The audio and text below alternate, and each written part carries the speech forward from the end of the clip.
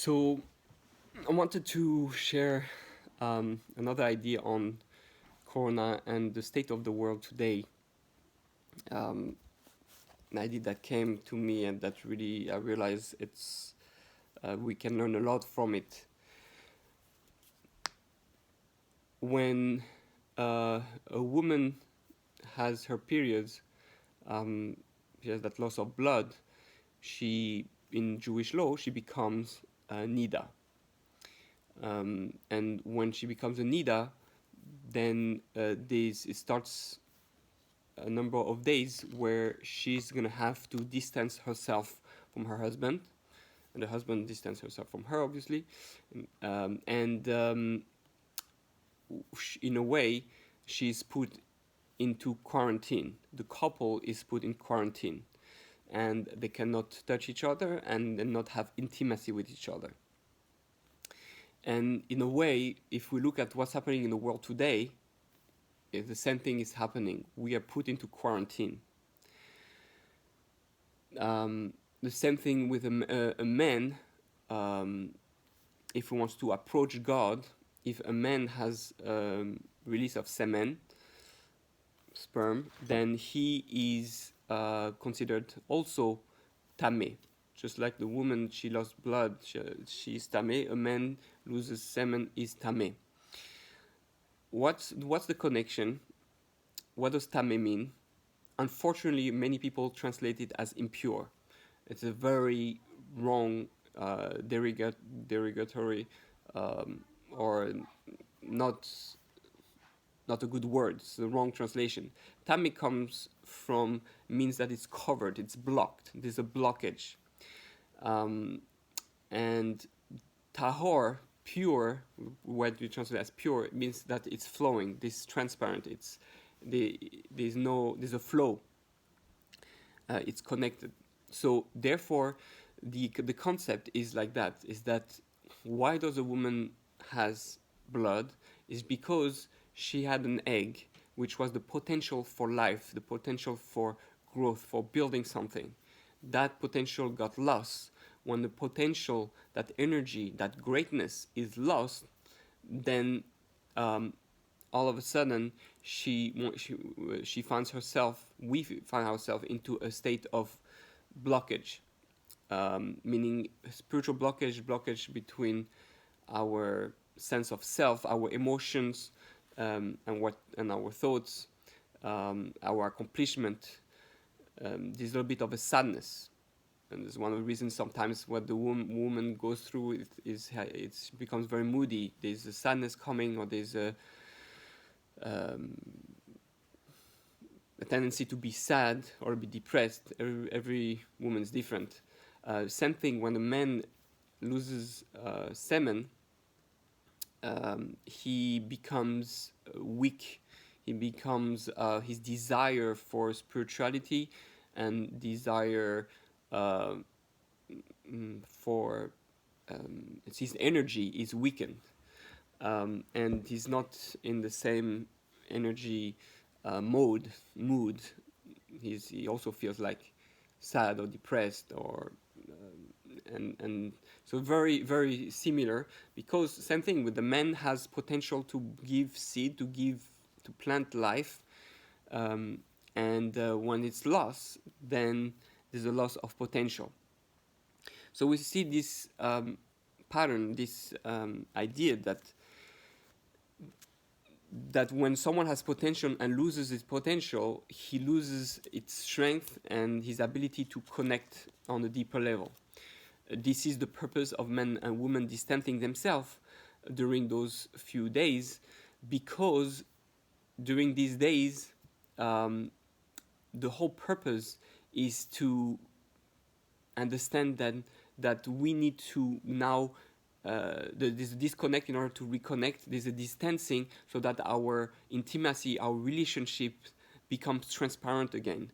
We're trying to check how we feel about each other, and how to be in touch with our own feelings, with our own greatness, and try to seduce the other again with who we truly are, to open up, to become sensitive again to the other. There was no touching, no intimacy, to reconnect to what's really building in our relationship, to what's really beautiful, to be sensitive about the love of the other, what the other say, what the other one's behavior, touching. Every touch can be something loving, and not just a random touch. And this is really what's happening in the world. The world is in a NIDDAH state. We're quarantined. We cannot touch each other socially, and we feel disconnected from each other.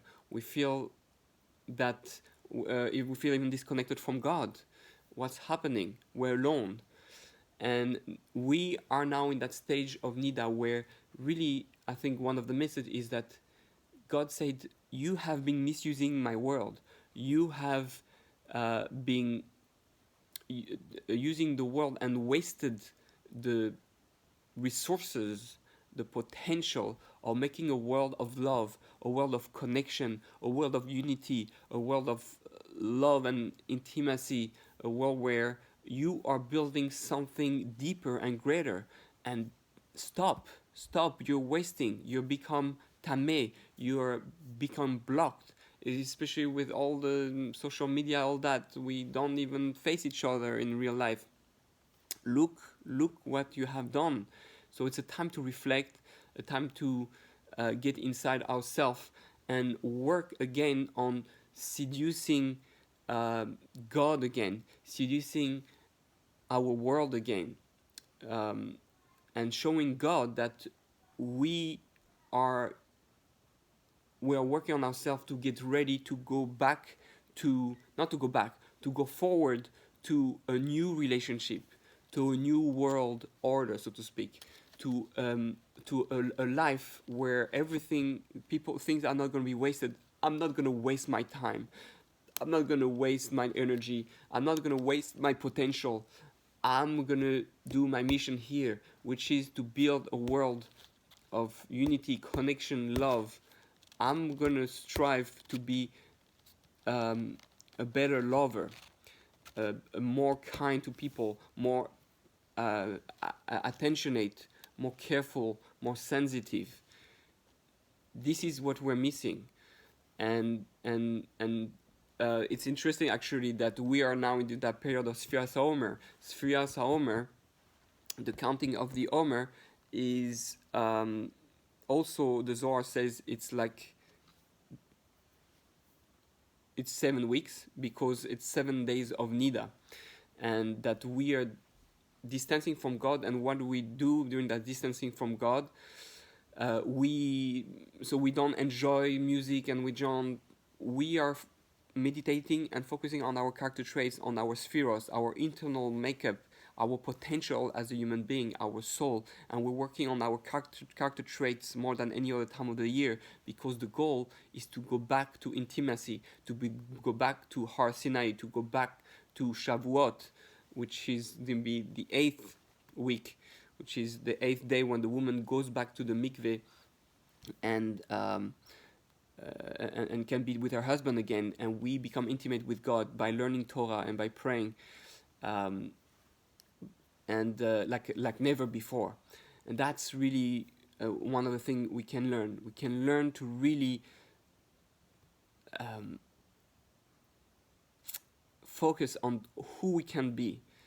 Okay, we're in this world for a purpose, which is to prepare our Olam Haba, to prepare our eternal intimacy with God. How you want to be there?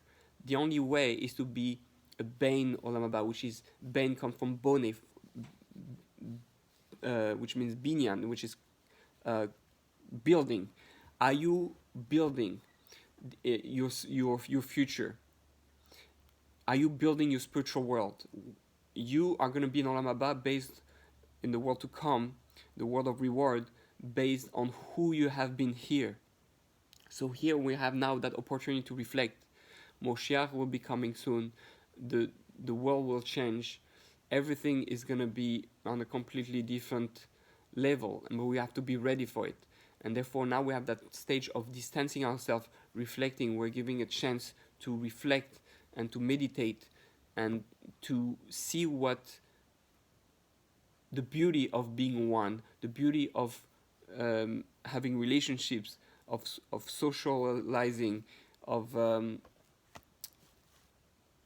of just touching someone else, right? And being able to really um, giving someone when you need that, you can even pass something in the hand, right? We're careful about that today too. So we really in that state of nida, and we are pushed to reflect on the potential we have wasted, and how we can now be sensitive again to our greatness, to our potential. So this is what I wanted to share, um, and let's use the social distancing in a way that will prepare us for a greater intimacy with the world and with God and with people. Um, it is no coincidence again that this has to do with the relationship between husband and wife. I just want to add an idea connected. We just read Kedoshim, when someone is tameh, when someone becomes has a waste of potential or touches something that is tameh, like a dead animal or anything like that, which we call impure. Um, some if you were in the time of the temple, the Beis Hamikdash, you had to go out of the tent, out of the Mishkan. Moshe Rabbeinu had to pitch his tent outside the camp. Um, there was the need for a retreat, for examining what was wrong, what did we do that was not perfect. That bridge, it was a bridge in our relationship with God and a bridge in our relationship with our spouse. So it goes back again to what I keep saying regarding fixing the world. We want to fix the world, we have to fix our relationship with our spouse and or with the loved ones that we have.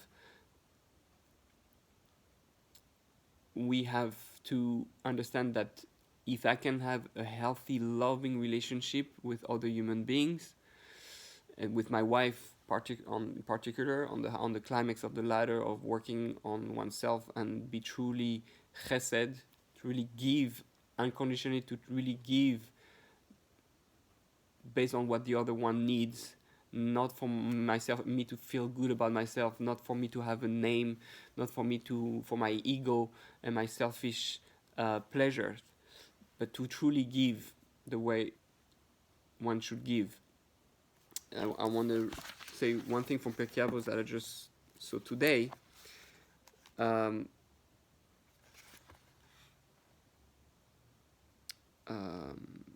what? Sorry.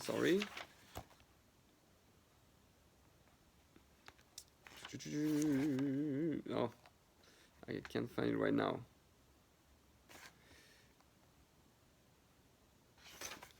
Sorry. So that'll be for another time. I thought I was right there, but I probably saw it somewhere else. Okay, so but that's the idea that if one doesn't give with true love and with true chesed, then one loses the whole good that one could have had. It's as if he did nothing. That's the concept that I wanted to share with that. So may we be able to do that and to become people who work on their relationships and who fix their marriages, because that's the top of the ladder. If we have healthy relationships, we're going to have a healthy world and we'll know how to have a healthy relationship with God. May we become tahor again and have a transparent relationship with people of honesty, of love, of true giving, and God willing, the quarantine will be over. Let's remember that even though we're quarantined for 2 weeks, interesting, it was a 2 weeks quarantine, which is almost similar to someone who is NIDDAH, but we call it quarantine. Why do we call it like third 13 doesn't sound as good. 30 30 whatever. This is, I don't know if there's a word for that, but quarantine, because quarantine corresponds to 40, which comes from the Bible, because 40 represents the 40 sales from the water of the mikveh, the purification process, um, the 40 days of the flood, 40 days, 40 nights, the 40 days that Moshe Rabbeinu went to Mount Sinai to get the Torah and to ask for forgiveness, the 40 years in the desert, all those which was letting the old go and renewing ourselves. It's a new world. So we're in quarantine, we're in the flood, we're going through the desert. We are in a stage where there's a change that needs to happen. The old, the bad, the wasteful has to disappear, and we have to let the new, the greater part of ourselves, the new us, come in and change. Mime is also the word mime, water, is mem. It's the gematria 40, and right, we have to wash our hands with water in order to stay clean. There's the whole thing of cleaning ourselves, cleaning the world, not passing the viruses, the negative emotion, the negative words we say. We have to pay attention to what will pass to the other. Am I passing something tameh, or am I passing something tahor? Am I being transparent with others, or am I being passing something negative and destructive? Am I wasting my potential when I'm with someone? Am I using it to build and to bond and to unite, or am I just wasting time? We are in a world of time, and there's not so much time left. So let's take our time wisely, let's work on ourselves, and let's try to be ready to be intimate again with God, with the world, with people, and ultimately with our spouse. And may God help us achieve that, because only with His help can we be successful in doing it. Learning more Torah is the key to that.